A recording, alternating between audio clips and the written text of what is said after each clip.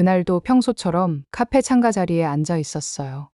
상견례가 끝난 지 이틀째 되는 날이었죠. 커피는 이미 식어 있었고, 컵표면에 맺힌 물방울만 손끝에 차갑게 닿고 있었어요.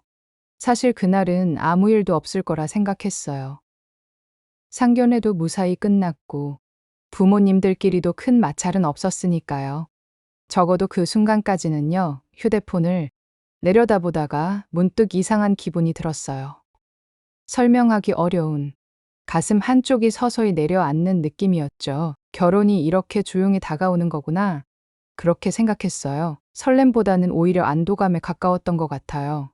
드디어 큰 고비 하나를 넘겼다는 생각이 들었거든요. 그런데 이상했어요. 기쁘다기보다는 너무 조용했어요. 마치 큰 시험을 치르고 난 다음 날처럼요. 마음이 텅 빈 느낌이랄까요? 상견례 자리에서 웃고 고개를 끄덕이고 어른들 말씀에 맞장구 치던 제 모습이 자꾸 떠올랐어요. 그게 정말 제 모습이었을까? 아니면 그냥 역할을 연기하고 있었던 걸까? 그때는 깊이 생각하지 않았어요. 다들 그렇게 하는 거라고. 결혼이라는 과정에는 원래 그런 순간들이 있는 거라고 스스로를 설득했죠. 다만 한 가지 계속 마음에 걸리던 장면이 있었어요. 식사가 끝나갈 무렵 그의 어머니가 아무렇지 않게 던진 말 한마디였어요. 그땐 웃으며 넘겼지만 집에 돌아온 뒤에도 계속 머릿속에서 맴돌았어요. 괜히 의미를 부여하는 건 아닐까? 내가 너무 예민한 건 아닐까? 수십 번을 생각했죠. 하지만 이상하게도 그 말은 지워지지 않았어요. 밤이 되자 더 또렷해졌고 조용해질수록 더 크게 들렸어요. 그날 밤 저는 거의 잠을 이루지 못했어요. 결혼식 날짜, 신혼집, 앞으로의 일정들이 머릿속을 스쳐 지나갔지만 그 모든 장면 위에 그 말 한마디가 그림자처럼 겹쳐졌어요. 그리고 그때는 몰랐어요. 이 조용한 불안이 제 인생에서 가장 큰 결정을 바꾸게 될 시작이었다는 걸요. 다음 날 아침, 출근길 지하철 안에서도 그 말이 계속 떠올랐어요. 사람들이 빽빽하게 서 있는 공간인데도 이상하게 혼자 있는 기분이 들었죠. 이어폰을 꽂고 음악을 틀었지만 가사는 하나도 들리지 않았어요. 머릿속에서는 상견례 자리의 장면들이 다시 재생되고 있었거든요. 그의 아버지가 집 이야기를 꺼냈던 순간, 우리 아버지가 조심스럽게 웃으며 대답하던 표정, 그리고 그 어머니의 말투, 분명 부드러웠는데 어딘가 단정적이었어요. 그땐 예의 바른 조언처럼 들렸지만 곱씹을수록 설명하기 힘든 불편함이 남았어요. 점심시간이 되어도 입맛이 없었고 동료가 무슨 말을 했는지도 잘 기억나지 않았어요. 저는 자꾸만 스스로에게 물었어요. 내가 왜 이렇게 신경을 쓰는 걸까? 다들 이런 과정을 거치는 거 아닌가? 결혼이란 게 원래 가족과 가족이 맞춰가는 일이잖아. 그렇게 생각하려고 애썼어요. 그런데 이상하게도 마음은 전혀 가벼워지지 않았어요.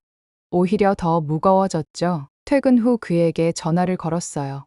아무렇지 않은 척 하루 어땠냐고 물었고 그는 평소처럼 웃으며 대답했어요.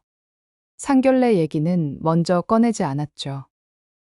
제가 괜히 예민해 보일까봐, 분위기를 흐릴까봐 망설였어요. 하지만 결국 참지 못하고 조심스럽게 말을 꺼냈어요. 어제 어머님이 하신 말, 그냥 지나가도 되는 걸까? 그는 잠시 침묵하더니 대수롭지 않다는 듯 웃었어요. 원래 그런 말씀 자주 하신다고, 깊은 뜻은 없다고 말했죠. 그 순간 제 마음이 조금 내려앉는 것 같았어요. 안심이 되기보다는 더 혼란스러워졌어요. 정말 아무 의미도 없는 말이라면 왜 이렇게 제 마음에 남아있는 걸까?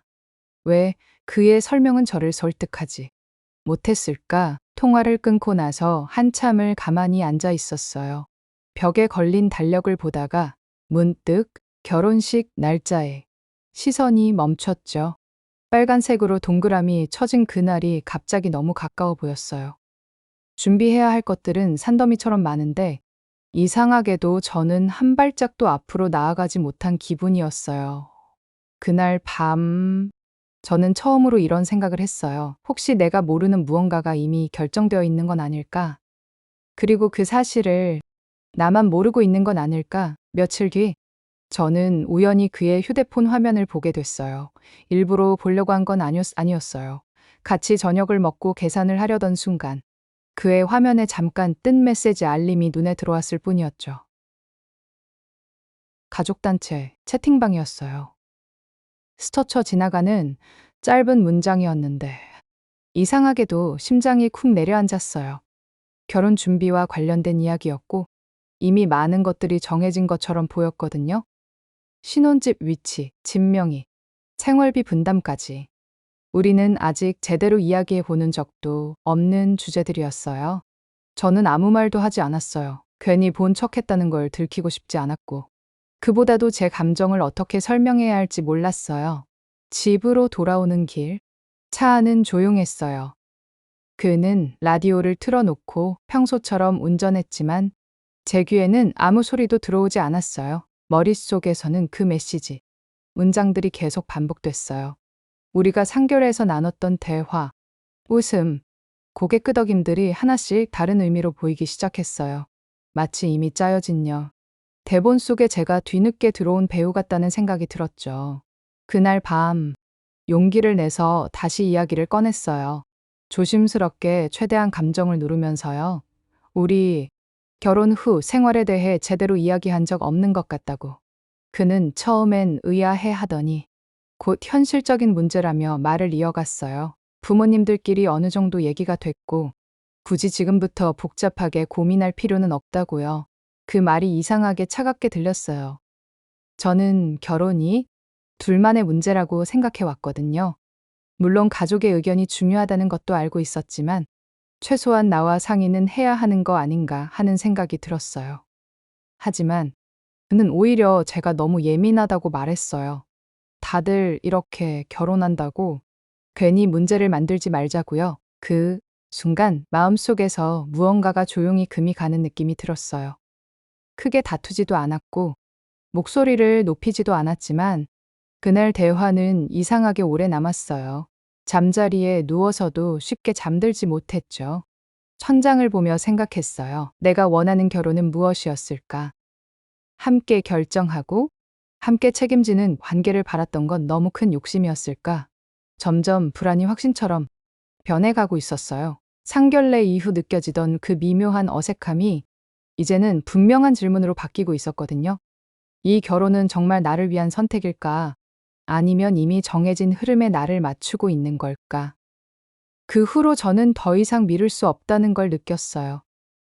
불안은 사라지지 않았고, 오히려 점점 또렷해졌죠. 결국 그와 마주 앉아 모든 걸 이야기했어요.